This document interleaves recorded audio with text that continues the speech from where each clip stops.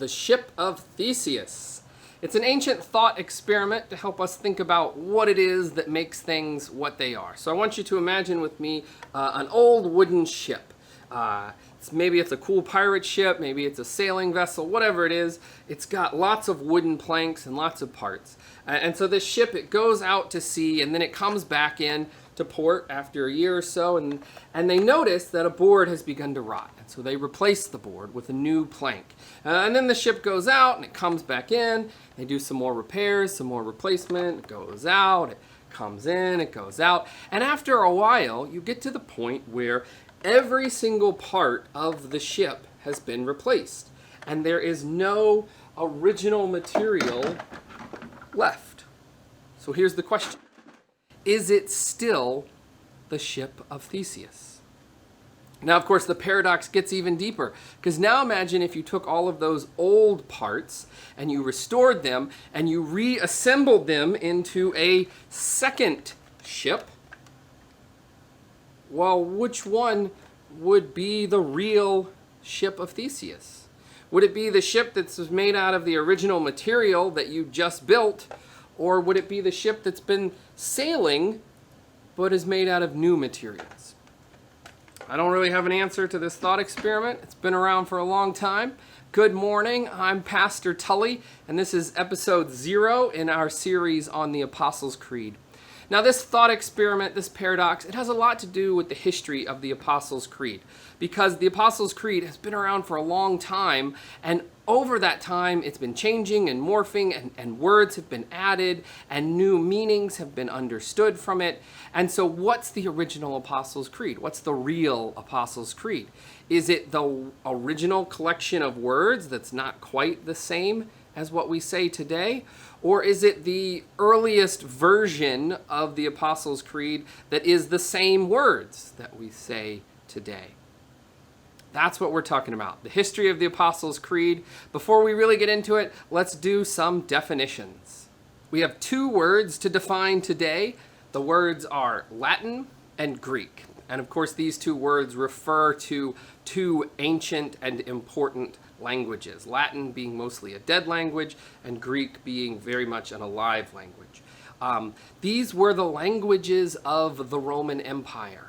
Latin, it's the root language for what's called the Romance languages, so French, Italian, Portuguese, Spanish, to name a few.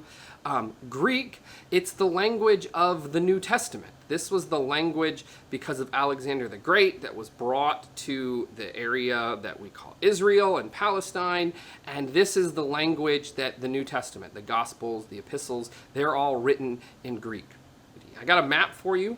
And you can see on this map, the blue side, that represents the area where people were mostly influenced by the Greek language, while the red side is the area where they were influenced by Latin.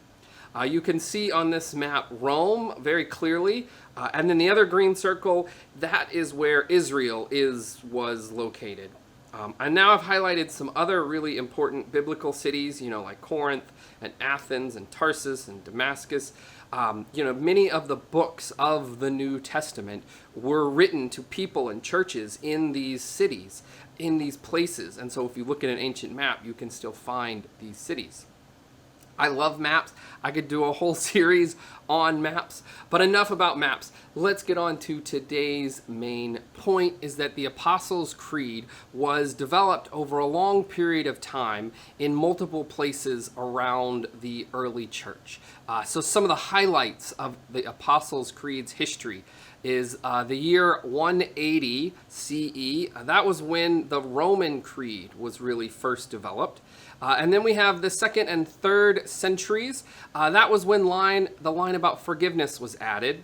In the 4th and 5th centuries, some North African Christians, they had a debate, and then a couple more words were added to the creed. And then that brings us to the area of the world we call Gaul, what we now call France, and around the 5th century when another line was added. The oldest version of the creed that we have in written form that is basically identical to the creed we have and still use today, that comes to us from around the year 710 or maybe 750, somewhere in there. But anyways, that was about 1,300 years ago. So this creed is really old. It's been with us a long time. But of course, when it was first written, it wasn't written in English because English didn't exist back then.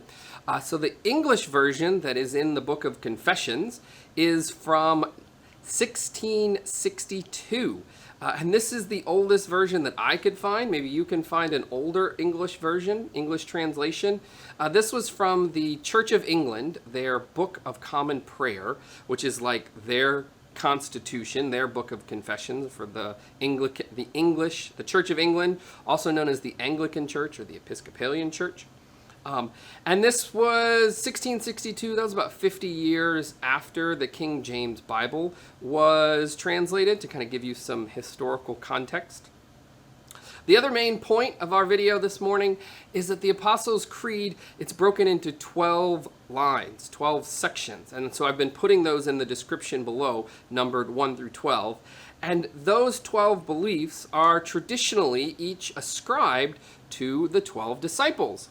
In fact, it was when I made the video about the days of Christmas, that song, the 12 days of Christmas. Well, the 12th day of Christmas has something to do with the Apostles' Creed. And that was how I got excited about this video series all the way back in the middle of winter.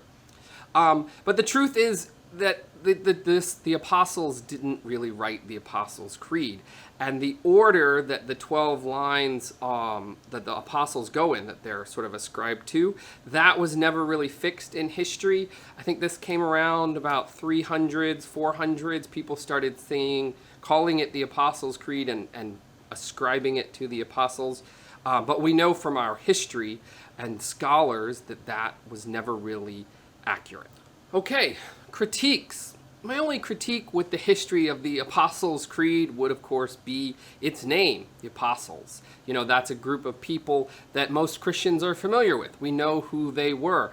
And then the name Apostles' Creed makes us assume that it was written or is somehow connected directly to that group of people, which we learn from the history of the Apostles' Creed just now that it is not directly connected to them.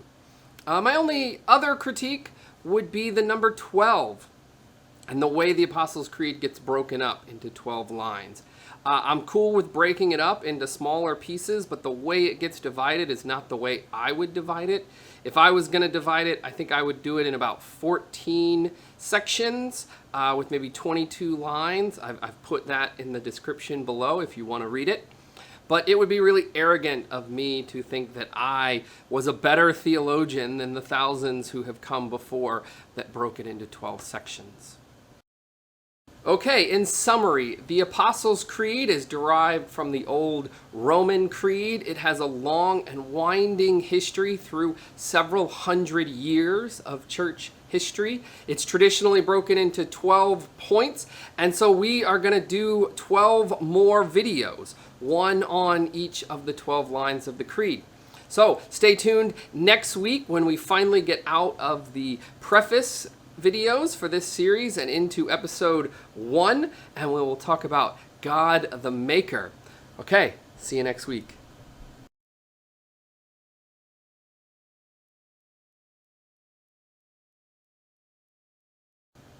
Science uses these languages for their roots. You know, the word Homo sapien, that's I think a Latin word, and other scientific words that have to do with, you know, animals and biology have these Latin and Greek roots. Latin for a long time was the language of Christianity. For hundreds of years, it was the only language used by the Roman Catholic Church, and before the Protestant Reformation, they used Latin. And even after people really stopped speaking Latin, they still were using Latin as the language of Christianity.